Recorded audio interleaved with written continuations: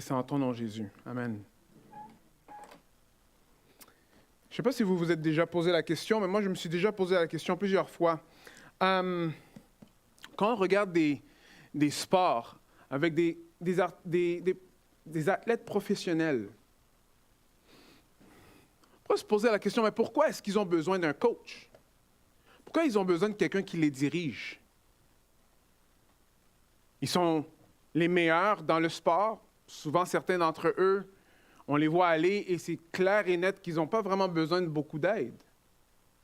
Par contre, ils ont quand même un dirigeant, ils ont un coach. Et si vous suivez moindrement un peu n'importe quel genre de sport, ou si vous avez entendu parler d'autres personnes qui suivent des sports, vous allez voir que le dirigeant de l'équipe fait toute une différence, n'est-ce pas? Peut-être qu'il y en a ce matin qui pensent que les Canadiens sont où est-ce qu'ils sont en ce moment à cause du dirigeant de leur équipe. En tout cas, ce ne serait pas la première fois qu'on entend ça au Québec, n'est-ce pas? Mais ce qui est intéressant de voir, c'est que même s'ils sont capables de jouer le sport à un niveau supérieur à la majorité de personnes sur la planète, ils ont quand même besoin d'être dirigés. Même s'ils sont probablement capables de jouer le sport mieux que le coach lui-même, ils ont quand même besoin d'être dirigés.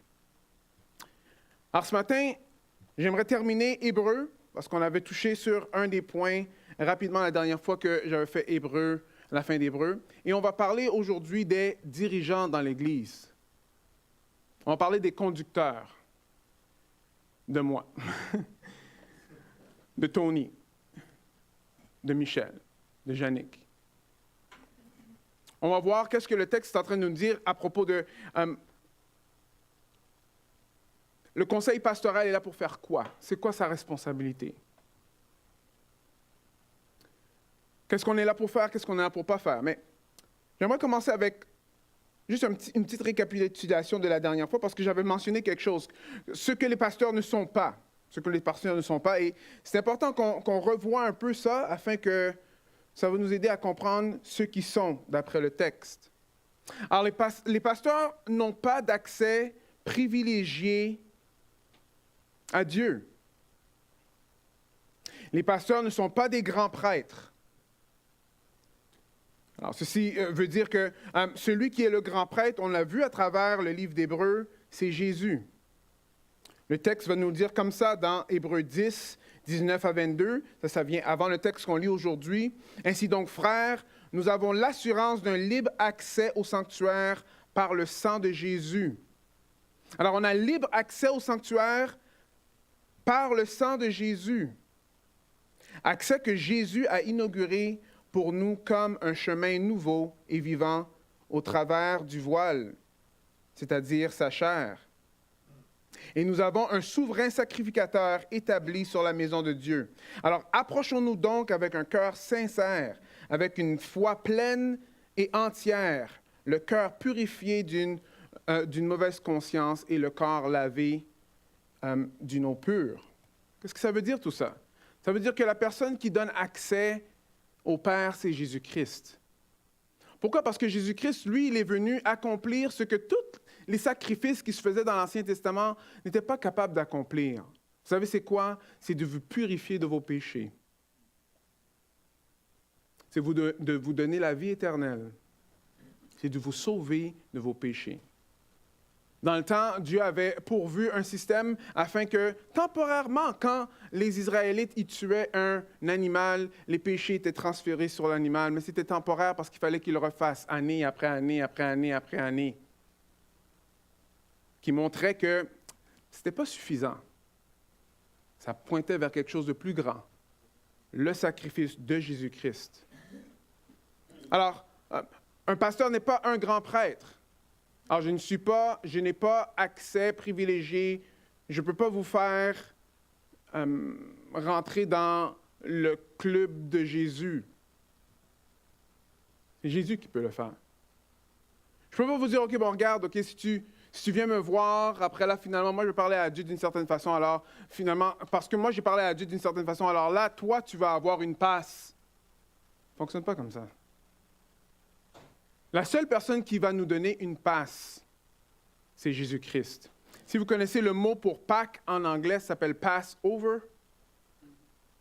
On l'a vu dans les dernières semaines, où est-ce que les Israélites, il fallait qu'ils mettent du sang sur le linteau de leur maison, et l'ange de destruction a passé par-dessus tous ceux qui avaient le sang. C'est lui qui donne la passe. C'est le sang, le sacrifice sanglant de Jésus-Christ. Alors, les pasteurs ne sont pas des grands prêtres. Les pasteurs aussi ne sont pas des gourous. Je ne sais pas si vous vous rappelez de ça. Mais un gourou, lui, dans le fond, l'autorité vient de lui. C'est lui qui a la révélation. C'est lui qui a eu une parole spéciale de Dieu. Alors, le monde qui suit des gourous, les sectes et toutes ces choses-là, vont vers cette personne parce que cette personne a une parole spéciale de Dieu ou d'un ange dans une grotte ou pas dans une grotte. Mais ce n'est pas comme ça que ça fonctionne. On voit que les pasteurs ne sont pas des gourous. Pourquoi? Parce que on est tous soumis à la parole de Dieu. Alors, ce n'est pas à propos de le rêve que j'ai eu hier. Le Seigneur m'a dit, si tu lis dans la parole et tu vois que ce n'est pas en accord, tu dis non. Si ça ne vient pas de la parole de Dieu, ce n'est pas important. Tout ce qui est important, c'est ce qui sort de la parole de Dieu. Amen? Alors, quand on a dit ça, il y en a qui deviennent un peu confus. C'est dire, OK, attends une minute, pasteur. Là, bon, là, tu es en train de me dire que tu n'es pas un prêtre, dans le fond, et que... Alors, dans le fond, moi, je peux juste aller voir Dieu tout seul. Alors, c'est moi et Jésus. Je n'ai pas besoin de rien d'autre. Est-ce que vous avez déjà entendu ça? Vous avez déjà pensé ça? Il y a personne qui a levé la main. Mais c'est des mauvaises conceptions de c'est quoi un pasteur qui fait en sorte que là, on arrive, bon, OK, alors si c'est pas ça, alors là, moi, je peux faire ce que j'ai besoin de faire et j'ai même pas besoin de l'Église. Dans le fond, c'est juste moi et Dieu. Moi, Jésus et tout est correct.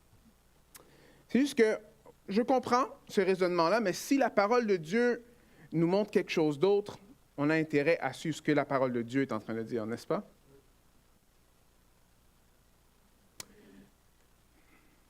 Une autre objection que je vais entendre, c'est que, bon, mais moi, je viens d'une église qui... Et vous pouvez remplir les 3 points. Moi, je viens d'une église qui faisait ça comme ça. Moi, je viens d'une église que le pasteur faisait ça comme ça. Moi, je viens d'une église que... Alors, dans le fond, vous faites les choses différemment, mais moi, je viens d'une culture qui fait les choses comme... C'est problématique un peu ça, parce que là, ça va venir, mais regarde, OK, bon, ça, c'est juste votre façon de voir les choses, mais moi, je sais qu'il y a d'autres façons, et moi, je vois les choses d'une autre façon. Dans le fond, c'est juste ton interprétation. Vous me suivez un peu? Mais qu'est-ce qui arrive quand la majorité des personnes dans l'Église commencent à penser comme ça? Wow! Ce qui arrive, c'est que il y en a plusieurs qui vont dire « Ah non, mais moi, je ne vais pas écouter ce qu'il est en train de dire, parce que moi, je sais qu'il y a une autre place qui fait les choses comme moi, je veux les faire. » Mes frères et sœurs, je vais vous partager quelque chose ce matin. Une première chose, c'est qu'il y a différentes saveurs dans les églises. Oui. Quand je dis une église, ça veut dire une église biblique. Alors, une église biblique qui croit dans la parole de Dieu et tout, vous allez aller dans une église d'une église à l'autre, il y aura différents dons qui seront là, il y aura différentes façons de faire. Par contre, il y a quelque chose qu'on va voir qui doit être là, malgré c'est quoi la saveur de l'Église. Il faut avoir des conducteurs, et les conducteurs, ici, dans la parole de Dieu, vont nous montrer comment ils vont conduire. Alors, s'ils ne conduisent pas de cette façon-là, il faut se poser des questions. Alors, c'est vrai qu'il va y avoir différentes saveurs si c'est basé sur la parole de Dieu. Par contre, il y a des choses qui doivent toujours être là. Les questions ce matin que j'espère répondre, c'est de quelle façon un pasteur devrait diriger? Dans quel but dirige-t-il l'Église? Et quelle est la responsabilité, quelle est ma responsabilité, votre responsabilité face à la direction pastorale? Est-ce que c'est des bonnes questions? Vous avez déjà posé ces questions-là? Allons voir ce que le texte est en train de dire, OK? Alors, allons ensemble, on va dans Hébreux 13, Hébreux 13. Moi, je vais lire de 7 à 17.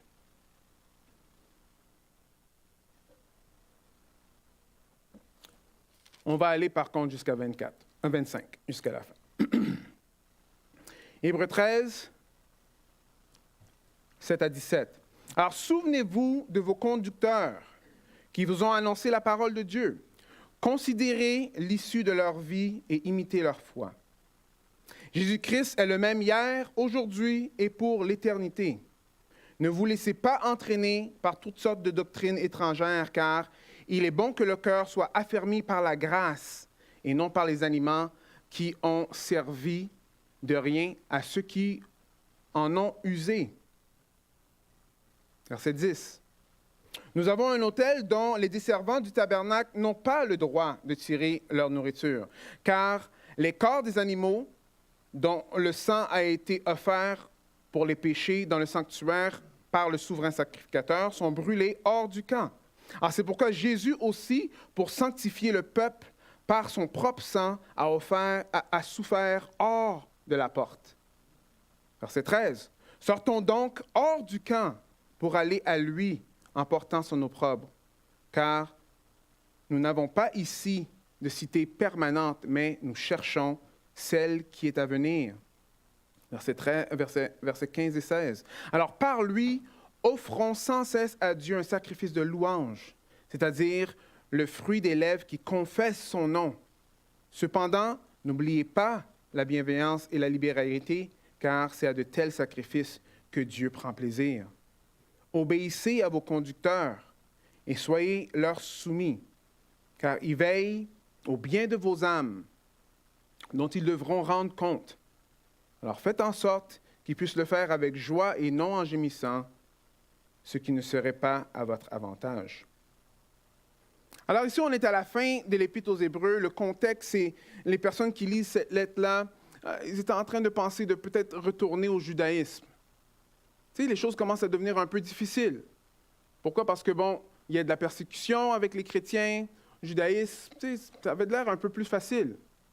On sait même dans l'histoire de l'Église que les chrétiens, à un point, se sont séparés des judaïsants, ça veut dire des Juifs, et les chrétiens, eux, se faisaient persécuter, et les Juifs étaient toujours, c'était pas la belle vie, mais ils étaient toujours sous les bonnes grâces de Rome. Alors, c'est probablement dans ce temps-là. Ce qui est en train de se passer en ce moment, c'est que, ils se sont dit, mais regarde, c'est très difficile, tu sais, je voulais suivre Jésus-Christ, mais maintenant, je ne pensais pas que ça allait être comme ça. Alors, peut-être que ce serait mieux de juste retourner à l'ancienne façon de faire. Right?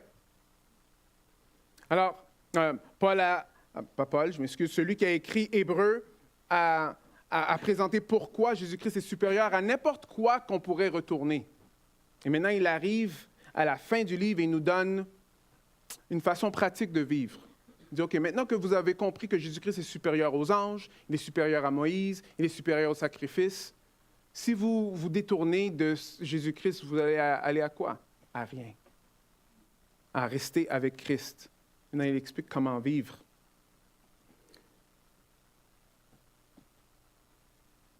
Il commence le texte en nous disant, « Souvenez-vous de vos conducteurs qui vous ont annoncé la parole. Considérez l'issue de leur vie et imitez leur foi. » Une chose qui est intéressante dans la dernière partie d'Hébreux, c'est que ça va mentionner les conducteurs 3 fois. Vous allez le voir ici, comme vous venez juste de voir dans le verset 7. Vous voyez, souvenez-vous de vos conducteurs, vous le voyez. Après, dans le verset 17, ça veut dire obéissez à vos conducteurs. Vous voyez ça? Et à la fin, ça veut dire saluez tous vos conducteurs. Tous vos conducteurs. Alors, il y a une chose qui est très claire dans la façon que l'auteur est en train de présenter ça, c'est que ceux qui suivent Jésus-Christ ont besoin d'être conduits. Ceux qui suivent Jésus-Christ ont besoin d'être dirigés.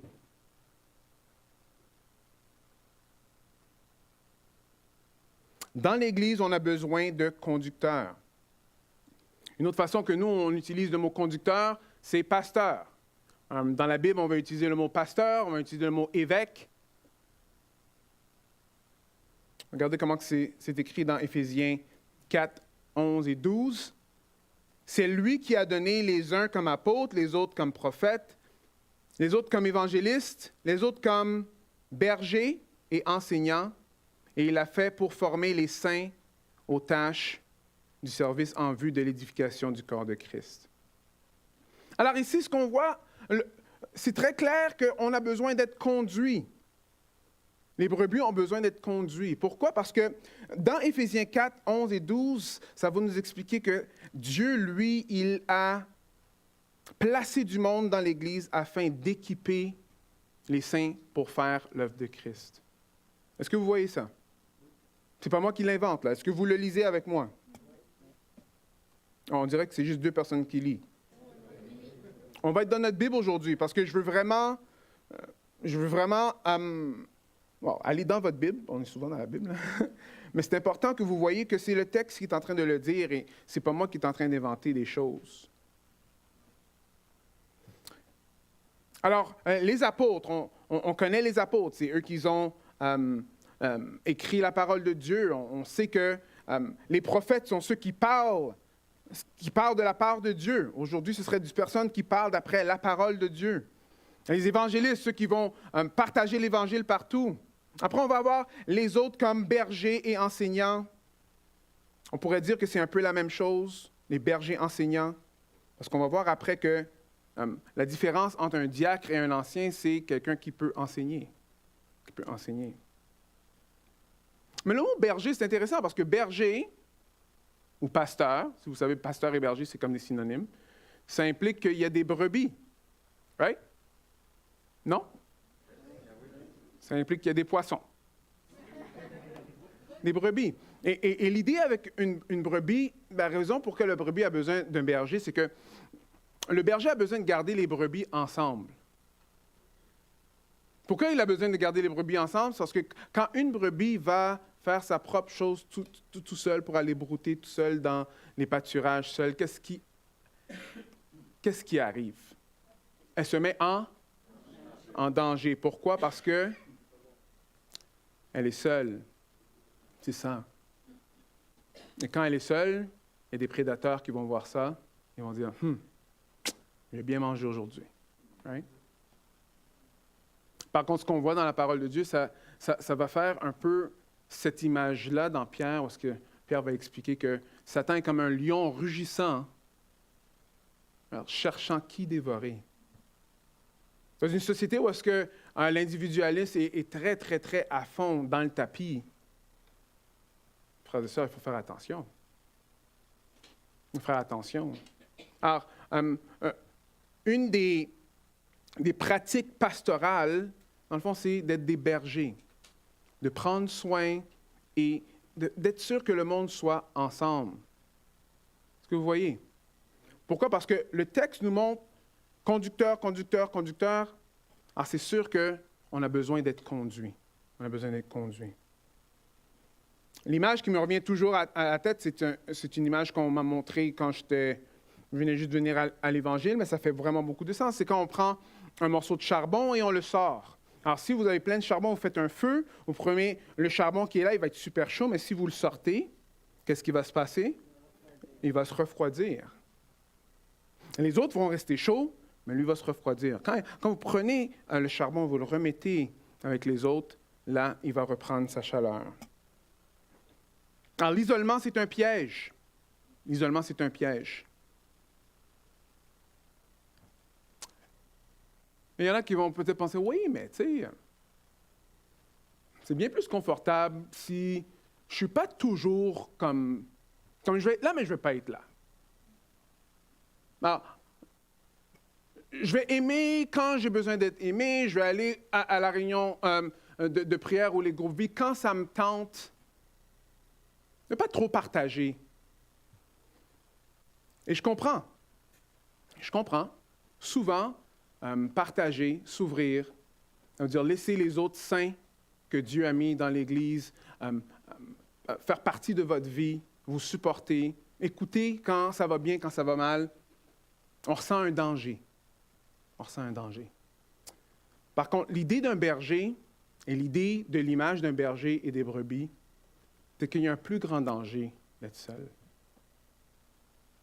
Il y a un plus grand danger d'être seul.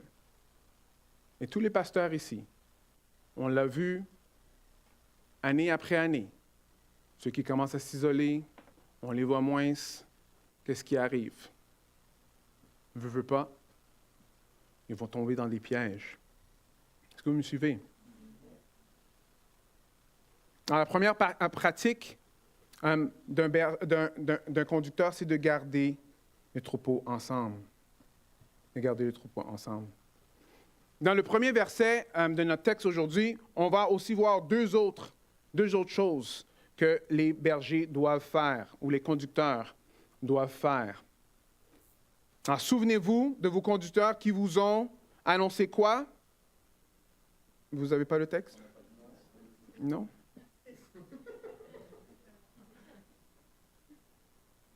Voilà. Alors, souvenez-vous de vos conducteurs qui vous ont annoncé la parole. Qui vous ont annoncé la parole. La parole de Dieu. Ce qui est ici, ce qui nous a été donné, légué par les apôtres. Dieu a mis sa main jusqu'à aujourd'hui pour qu'on puisse avoir la parole de Dieu. Un conducteur n'est pas là pour parler de ce que lui y pense, il est là pour prêcher la parole de Dieu. Est-ce que vous me suivez? C'est ça qui est ici. Ce qui est écrit ici, c'est ce qui est important. De la même façon que c'est ça qu'on est en train de faire en ce moment. On passe à travers le texte pour voir ce que Dieu a dit. Right? Quand on va voir quelqu'un, qu'on va encourager quelqu'un, on veut encourager la personne avec la parole de Dieu. Quand on veut reprendre quelqu'un, on veut reprendre la personne avec la parole de Dieu. C'est avec la parole. Est-ce que vous me suivez? OK. Vous savez, 1 Timothée 3, 1 et 2 va dire ceci. Cette parole est certaine. Good. Ouais. Si quelqu'un aspire à la charge d'évêque, rappelez-vous, évêque, pasteur, c'est des synonymes, il désire une belle activité. Il faut donc que les évêques soient irréprochables, maris d'une seule femme, sobres, sensés, sociables, hospitaliers. Et maintenant, voici ce qui va différencier un diacre d'un pasteur. Il doit être apte à l'enseignement. Il doit être apte à l'enseignement. C'est-à-dire qu'il doit être capable d'enseigner. Qu'est-ce que ça veut dire? Ça veut dire connaître la parole. Connaître la vérité qui est présentée dans la parole. Être capable de le communiquer aux autres. Et être capable de contredire les détracteurs, contredire ceux qui contredisent la parole de Dieu. Les dirigeants de l'Église doivent être capables d'enseigner. Maintenant, quand on parle d'enseignement, ça ne veut pas dire que la personne doit toujours être en train de prêcher en avant. Prêcher en avant, c'est une façon d'enseigner. Mais il y a d'autres façons d'enseigner. Il y a dans les groupes vie, il y a dans les visites. Mais veut pas, dans les critères d'un ancien, on doit être capable d'enseigner. On doit connaître la parole, on doit comprendre les vérités qui sont là, être capable de les communiquer et contredire ceux qui ne sont pas en ligne avec la parole. Oui, biblique, merci. Alors, Tite 1,9 va dire ceci, « Attachez-vous à la parole digne de confiance telle qu'elle a été enseignée, afin d'être capable à la fois d'encourager les autres par la saine parole et refuter les contradicteurs. » Alors, vous voyez ici, c'est-à-dire encourager les autres avec quoi? Avec la saine parole et refuter les contradicteurs. Plusieurs ont entendu l'Évangile. Plusieurs savent que Jésus-Christ est mort pour eux sur la croix. Gloire à Dieu. Ce n'est pas tous qui le savent, mais il y en a plusieurs qui le savent. Amen. Et vous savez, on a besoin aussi de savoir comment s'encourager avec les vérités bibliques. Parce que des fois, la façon qu'on va s'y prendre, c'est que, oui, Jésus-Christ est mort sur la croix, et après, quelqu'un passe ou bien par un moment difficile, où on veut aller leur parler, on va dire, regarde, il faut que tu fasses ci, il faut que tu fasses ci, il faut que tu fasses ci, il faut que tu fasses ci. Après, finalement, on est en train de dire, mais si tu ne fais pas ça, tu n'es pas sauvé. Ou si tu ne fais pas ça, tu peux perdre ton salut. Qu'est-ce que la parole de Dieu dit dans ça? Est-ce que vous me suivez? Est-ce qu'il y a des règlements dans la parole? Oui. Il y a des règlements, mais il faut toujours comprendre que tous les impératifs qui ont été dits, ça vient toujours avant l'indicatif. Qui on est en Christ? Qu'est-ce que Jésus-Christ a fait pour toi? Comment il t'a sauvé? À cause qu'il t'aime, parce qu'il t'a sauvé, alors aime l'autre. Parce qu'il te donne tellement, alors donne à l'autre. Parce qu'il est vrai, alors parle de lui. Mais ce n'est pas toi-même, va faire tes propres affaires. Il faut s'attacher à la parole et apprendre à exhorter, encourager par la parole et refuter les contradicteurs. Refuter les contradicteurs. Alors, 13.9 va dire ceci. Ne vous laissez pas, ça c'est dans notre texte, ne vous laissez pas entraîner par toutes sortes de doctrines étrangères, car il est bon que le cœur soit affermi par la grâce et non par les aliments qui ont servi de rien à ceux qui en ont usé. Alors, le texte ici fait référence encore aux Hébreux de ce temps-là qui probablement voulaient retourner encore une fois à l'ancienne façon de faire. Alors là, les aliments étaient devenus importants ou manger ensemble, c'était redevenu important. C'était ça qui était important. Ou est-ce qu'ici, ils sont en train de dire non, affermis-toi par la grâce. Qu'est-ce que ça veut dire affermis-toi par la grâce? La grâce, c'est quelque chose qu'on n'a pas reçu. On n'a pas mérité, je m'excuse. Qu'on a reçu, mais qu'on ne mérite pas. Jésus-Christ, qui est le Fils de Dieu, la deuxième personne de la Trinité, lui, il est descendu ici. Il a vécu une vie que ni toi, ni moi, on peut vivre. Il est mort pour mes péchés, pour tes péchés, que lui n'a jamais commis. Et n'importe qui met sa confiance en lui ne périssera pas et aura la vie éternelle. Comment est-ce que ça t'a affermi, ça? Mais ça t'a permis de savoir que, c'est Jésus-Christ qui est venu te sauver. Ce n'est pas toi qui t'es sauvé toi-même. Alors, quand ça ne va pas très bien dans ta vie, tu as besoin de retourner à celui qui t'a sauvé. Ce n'est pas maintenant, OK, là tu connais Jésus, alors maintenant performe. Ce serait méchant. Pourquoi? Parce qu'on n'est pas capable de performer comme Dieu veut qu'on performe. Soyons affermis par la grâce. Pourquoi est-ce que j'aimerais mon ennemi? Parce que moi, j'étais ennemi de Christ. Aussi difficile que c'est pour moi de le dire, parce que moi, j'étais ennemi de Christ. Christ, lui, il m'a aimé. Alors, ça remet vraiment en perspective la façon que nous, on va agir envers les autres, n'est-ce pas? Affermi par la grâce. Le verset 13, 22 va dire ceci. « Je vous demande, frères, de supporter cette parole d'exhortation, car je vous ai écrit brièvement. » Alors, à la fin de la lettre, l'auteur va dire, supportez cette exhortation.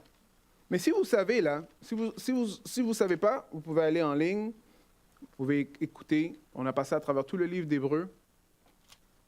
Plusieurs fois, l'auteur a dit des choses qui étaient pas mal difficiles à entendre. Plusieurs fois, il les a repris. Plusieurs fois, il les a replacés. Cette petite exhortation, recevez-la. Mais frères et sœurs et amis,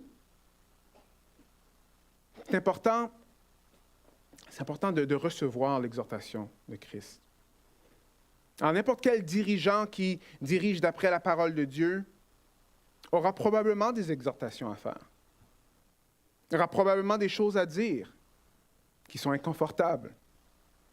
Mais l'idée, encore une fois, c'est afin qu'on puisse suivre Jésus-Christ. Amen? Je sais qu'on dit Amen, mais... Je sais qu'on dit Amen. Mais est-ce que c'est vraiment Amen? Parce qu'on a une façon de voir les choses que genre, OK, c'est Amen, mais depuis que ça ne rentre pas trop dans ma vie. Right? Encore une fois, le problème avec ça, c'est que quand on s'isole, on est en danger. Quand on essaie de vivre notre vie tout seul, on est en danger. On a besoin d'être ensemble. À refuter ceux qui sont de l'intérieur, mais aussi ceux qui sont du dehors. 2 Timothée 4.3 va dire ceci. En effet, un temps viendra où les hommes ne supporteront pas la saine doctrine.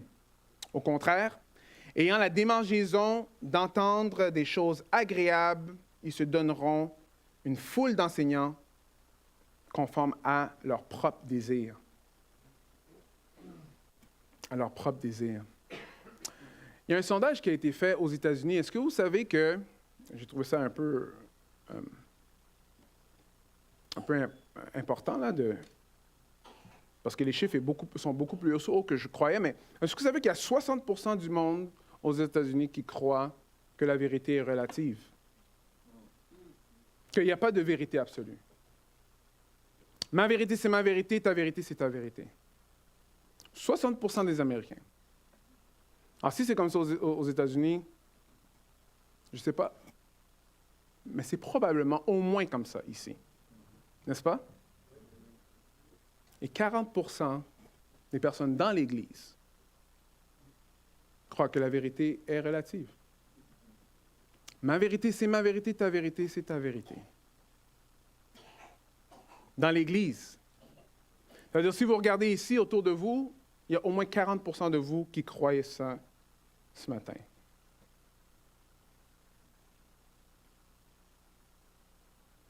C'est grave.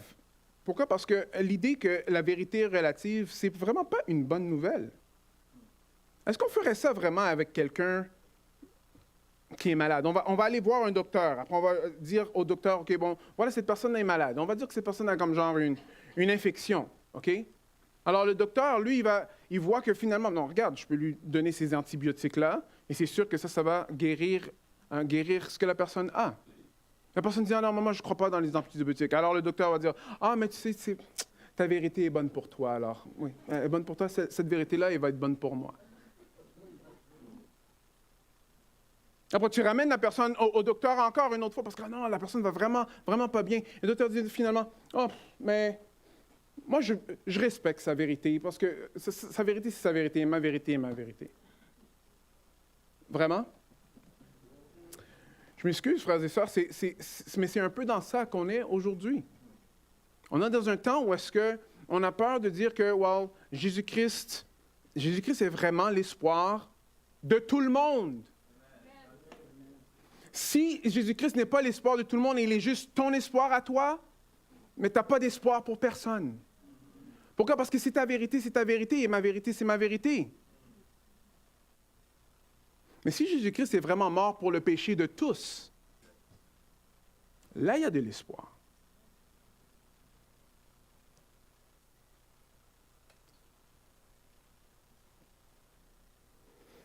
Il y a un autre courant de pensée qui est très fort aujourd'hui, c'est qu'il faut être d'accord avec tout ce que les autres personnes disent. Alors, si je déclare que moi, en ce moment, j'ai des longs cheveux, il faut que vous soyez d'accord avec ce que j'ai dit. Pourquoi vous riez? Vous ne les voyez pas?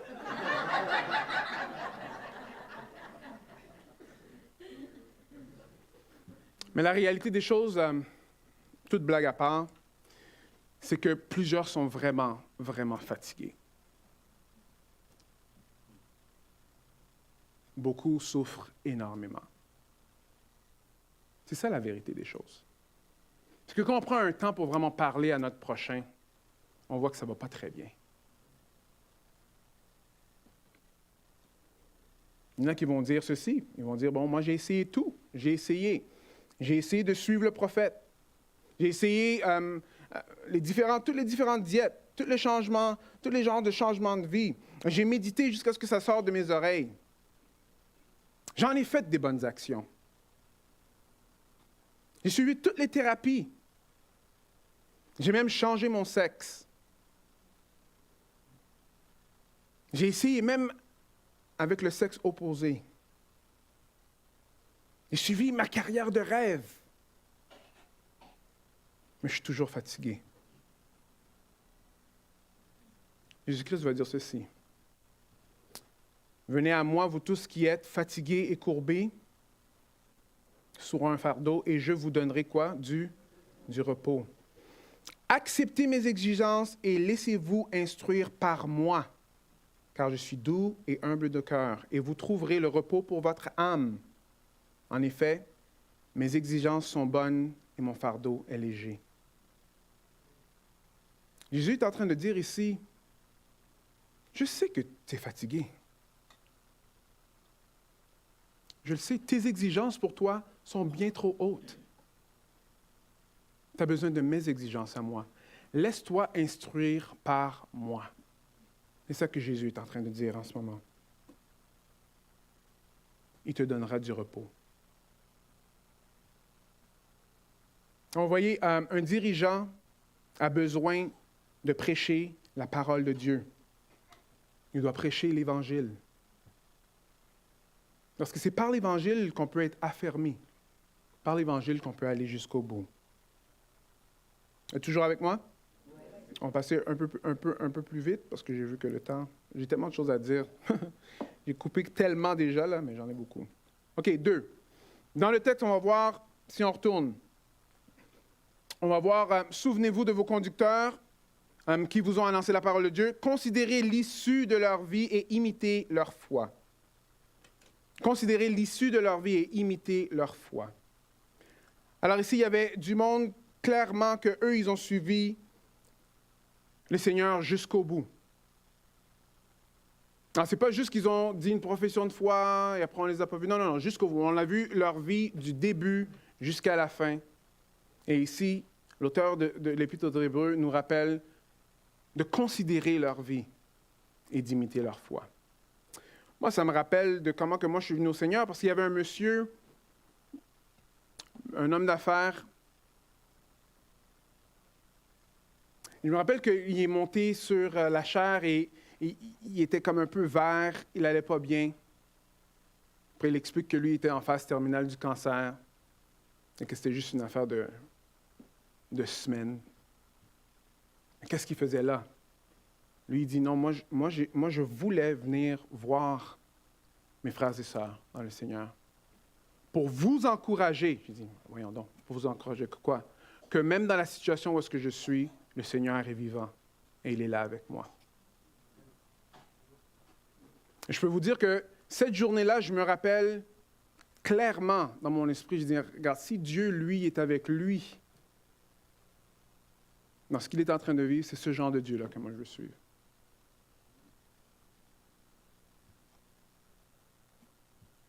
Parole ici, ça dit, considérez leur vie et imitez leur foi.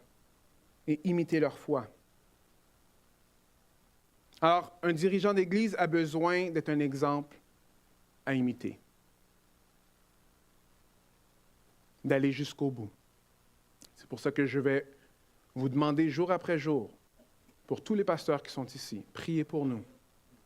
Priez pour nous. Parce qu'on voit, on connaît, moindrement que vous avez Netflix ou l'Internet, vous voyez tous les scandales qui sortent avec plein de dirigeants d'Église à droite et à gauche. C'est que le Seigneur puisse nous faire grâce. Qu'on puisse être du monde qui vont jusqu'au bout, afin que les brebis puissent imiter. Amen. On va passer un peu plus loin dans le texte. On va aller dans Hébreux 13, 17, qui est un peu plus bas.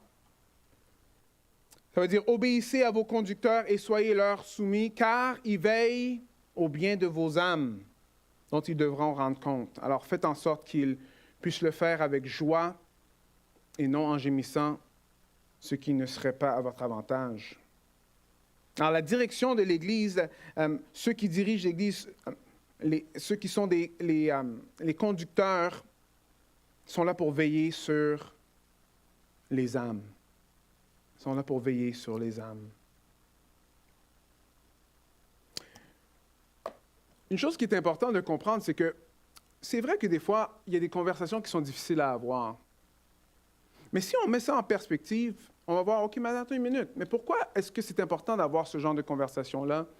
Mais c'est parce que ceux qui dirigent ont la responsabilité des âmes. Ça veut dire aussi que, comme vous voyez plus loin, ça dit que Dieu, lui, il va nous demander des comptes pour chacun de vos âmes. Des comptes, oui. Mais ceux qui enseignent vont être jugés plus sévèrement.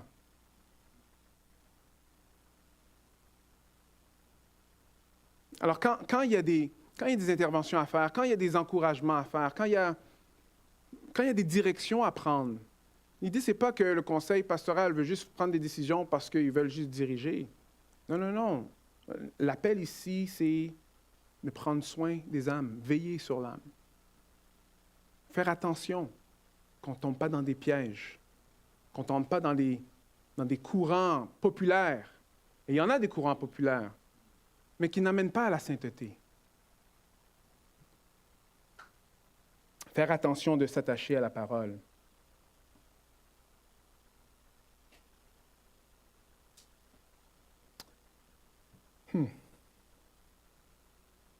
Priez pour l'Église, frères et sœurs. Priez pour l'Église. Parce qu'on a besoin de continuer à être fidèles dans ce que Dieu a mis sur notre cœur. On continue. 13-20, ça veut dire prier pour l'Église. Alors que le Dieu de la paix, right, qui a ramené d'entre les morts le grand berger des brebis par le sang d'une alliance éternelle, notre Seigneur Jésus. Une autre responsabilité que les anciens ont, c'est de prier pour vous, de prier pour l'Assemblée. Par la grâce de Dieu, ça fait un petit bout de temps là, que régulièrement, chaque vendredi, au moins 1 an, qu'on a pris le vendredi. Vendredi, on est ensemble, on est en train de prier, et on prie pour vous. On prie pour vous. Vous savez, s'il y a une église qui est ici en ce moment, c'est pas à cause de l'homme, c'est à cause que Dieu, lui, il a mis sa main sur l'église jusqu'à aujourd'hui. Moindrement que vous connaissez un peu l'historique de l'Église, vous allez comprendre que c'est vraiment Dieu qui a mis sa main pour que l'Église soit ici, jusqu'ici. Amen. Et cette prière-là que nous, on fait pour vous, on va voir plus tard que c'est une prière qui doit être réciproque pour nous aussi. OK? OK. Alors, on va passer juste au deuxième point. Deuxième point, c'est... il y a 12 points ce matin. Non, c'est pas vrai. OK. Alors... c'est quoi l'objectif? C'est quoi l'objectif d'un service pastoral? C'est quoi l'objectif? Alors, si on va dans 13-14, ça va nous montrer un peu quelque chose. Dans 13-14, ça veut dire « Car nous n'avons pas ici une cité permanente, mais nous cherchons celle qui est à venir. » Alors, l'objectif que nous, on a de servir pastoralement, c'est dans le fond, c'est de vous aider à terminer la course. Vous aider à aller jusqu'au bout. Vous aider à vous rendre à la cité céleste. Est-ce que vous voyez? Alors si c'est ça l'objectif, c'est sûr que les conversations vont être différentes. On ne peut pas juste parler de la pluie et du beau temps. Non, parce que le but de tout ce qui est d'un conducteur, c'est afin qu'on se rende jusqu'au bout. Est-ce que vous voyez? Dans ce temps-là, ce qu'on voyait, c'est que ceux qui recevaient la lettre, encore une fois, est-ce qu'on retourne dans l'ancienne façon de faire? Et l'auteur va dire quelque chose qui est très intéressant. Il va dire ceci. Il va dire, car le corps des animaux dont le sang a été offert pour les péchés dans le sanctuaire par le souverain sacrificateur, c'est le verset 11, sont brûlés hors du camp. Alors, c'est pourquoi Jésus aussi, pour sanctifier le peuple par son propre sang, a souffert hors de la porte. Alors, de quoi qu'il parle ici? Dans l'Ancien Testament, la façon de faire que Dieu avait établie, c'est que le souverain sacrificateur avait 2 boucs. Alors, il y en avait un qui sacrifiait, l'autre qui mettait ses mains sur ce bouc-là. Alors ça représentait tous les péchés du peuple. Après là, il faisait le bouc aller en dehors du camp.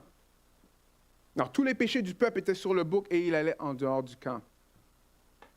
Et ici, l'auteur fait le lien avec le fait que Jésus-Christ, lui, quand lui a été crucifié, il n'a pas été crucifié dans la ville, il a été crucifié en dehors de la porte de la ville. Après, il va dire ceci. Alors, sortons donc hors du camp pour aller à lui en portant son opprobre. Qu'est-ce qu'il veut dire? L'image, c'est ceci. On ne veut pas rester dans l'ancienne façon de faire. L'ancienne façon de faire, c'est d'aller voir le prêtre et on reste dans le camp où est-ce que le bouc, lui, sort. La parole de Dieu nous dit d'arrêter de rester dans notre ancienne façon de faire et d'aller vers Jésus-Christ. D'aller vers Christ. Alors, le but, l'objectif du service pastoral, c'est de vous encourager à aller vers Christ afin que vous puissiez faire la route jusqu'à la fin. jusqu'à la fin. Si tu es chrétien, ça fait depuis un petit bout de temps, tu sais que c'est pas facile? C'est pas facile? Oui, mais Dieu a établi des conducteurs afin de nous aider à trouver cette ville. C'est-à-dire à nous aider à persévérer jusqu'à la fin, comme on voit à travers tout le livre, à nous aider à s'attacher à Jésus-Christ jusqu'au bout. Amen? Un autre point que je veux voir dans 13.9, c'est « Ne vous laissez pas entraîner par toutes sortes de doctrines étrangères, car il est bon que le cœur soit quoi? Affermi par la grâce. » On en a parlé de ça. Les conducteurs sont là afin que nous, on puisse être affermis par la grâce. Affermis par la grâce. Je vais terminer par ceci. La responsabilité envers la direction pastorale. Hébreux 13, 17. Obéissez à vos conducteurs et soyez-leur soumis, car ils veillent sur votre âme dont ils devront rendre compte. Alors faites en sorte qu'ils puissent le faire avec joie et non en gémissant, ce qui ne serait pas à votre avantage. Le mot « soumis », c'est pratiquement une insulte aujourd'hui. Soumis, wow, wow. Mais ce qu'on ne comprend pas, c'est que soumis, dans le mot « soumis », il y a quelque chose de volontaire dans la soumission. Est-ce que vous voyez ça? Être soumis, ça veut dire que toi, tu choisis d'être soumis. C'est ton choix de te soumettre. Ce n'est pas quelque chose qui t'est imposé. Et vraiment, c'est ça qui est écrit. Ce n'est pas dire, OK, bon, les dirigeants vont juste vous imposer. Non, c'est dire, non, soyez-leur soumis. Et après, il va dire, faites en sorte qu'ils puissent le faire avec joie et non en gémissant, ce qui ne serait pas à votre avantage. Alors ici, il dit, oui, soyez soumis pour les aider à vous conduire, pour les aider à diriger. Et faites-le d'une façon afin qu'ils soient dans la joie. Amen. Moi, j'aime ça, ce verset-là. Afin qu'ils soient dans la joie et non en gémissant. Et non en gémissant. C'est ça la responsabilité qu'on a, right? Face à la direction pastorale. Alors, est-ce que les pasteurs ont l'autorité? Oui, mais c'est de l'autorité qui ressemble à ça. C'est ça. D'être des exemples à imiter. Prêcher la parole de Dieu. Faire en sorte que les cœurs puissent être affermis par la grâce. Aider le monde à aller jusqu'au bout, afin qu'eux puissent terminer la course. Est-ce que vous voyez? Alors, quand les dirigeants le font d'une façon biblique, ici l'auteur est en train de dire, mais regardez, soumettez-vous à eux et faites-le bien, afin qu'eux, ils ne soient pas en train de gémir. Ça vous dit quoi quand je dis ça comme ça?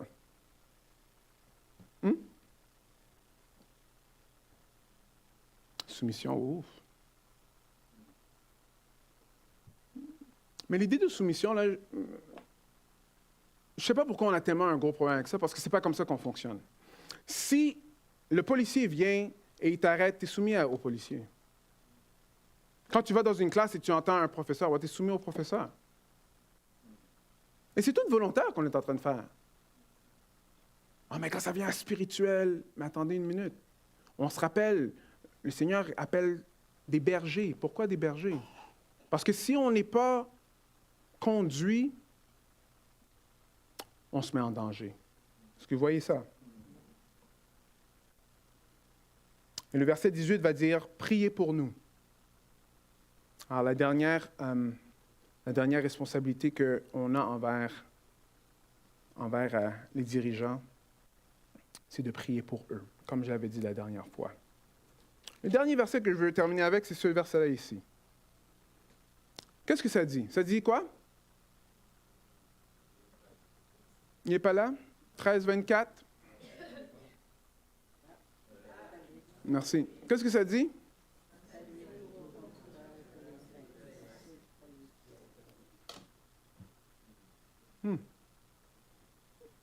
J'ai trouvé ça intéressant. Salut tous vos conducteurs. OK.